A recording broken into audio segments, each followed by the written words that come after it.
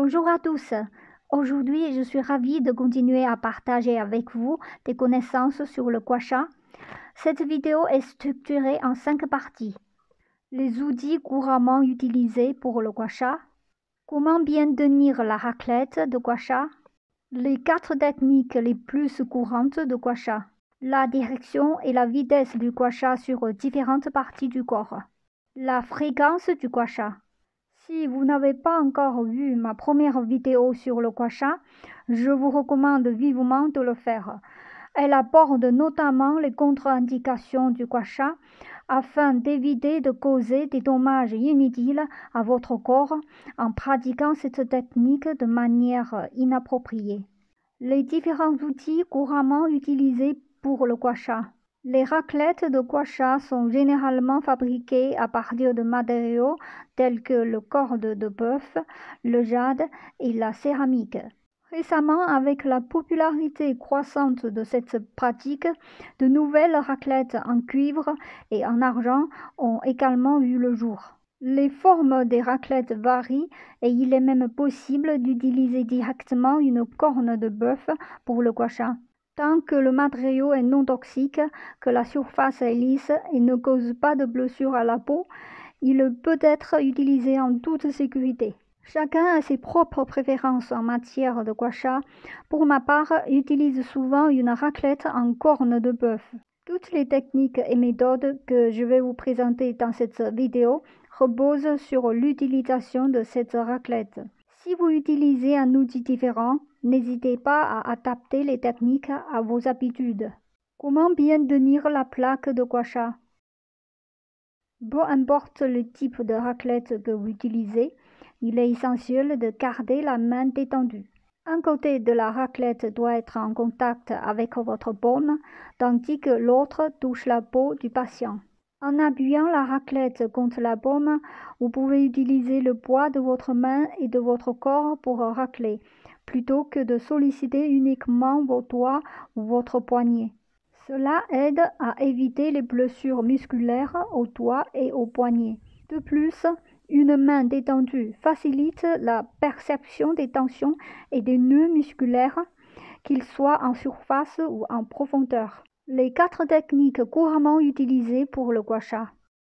Il existe de nombreuses techniques de gua sha, chaque école ayant ses propres méthodes. Voici 4 des techniques les plus courantes. Technique de raclage.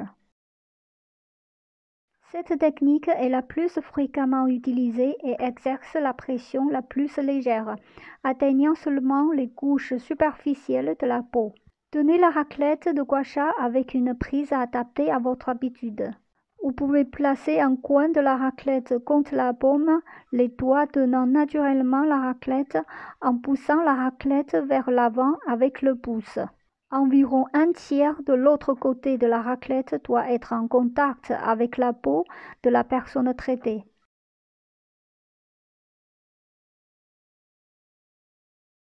Il est également possible de tenir toute la raclette avec la paume et les 4 doigts et d'avancer la raclette avec la paume.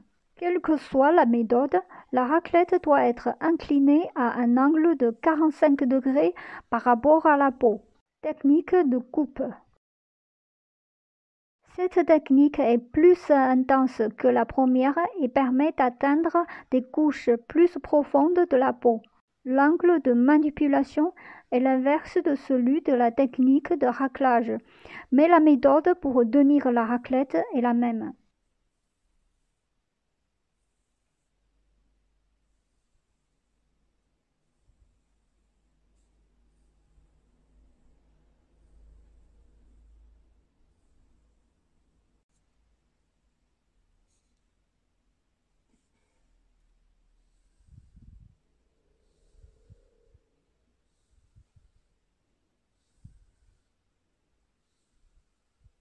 Technique de rotation.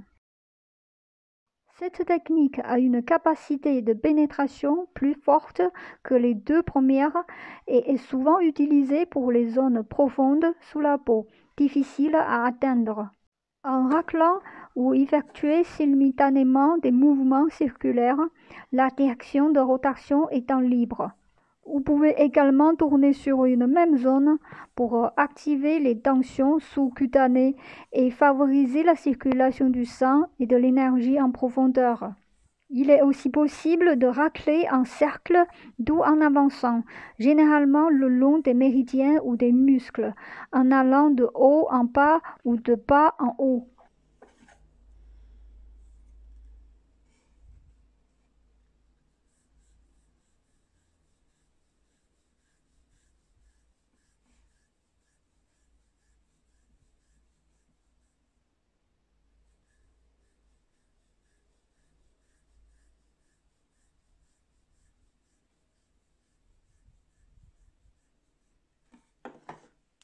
Technique de désincrustation. Cette technique est utilisée pour les espaces entre les os ou pour les petites zones difficiles à atteindre. Une partie de la raclette de gua sha est insérée dans les espaces oseux pour dégager les tensions et les nœuds sous-cutanés.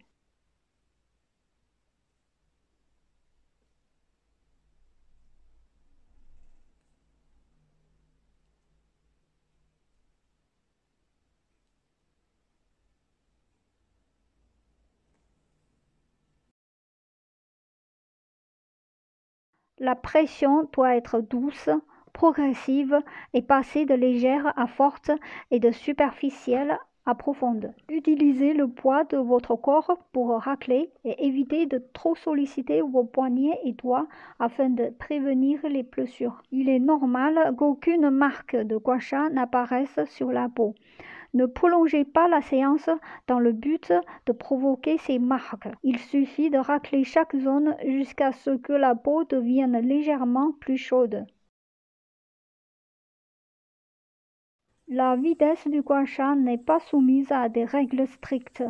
Il est généralement conseillé de la synchroniser avec le rythme cardiaque, soit environ 60 à 80 mouvements par minute, en l'adaptant aux besoins de chacun.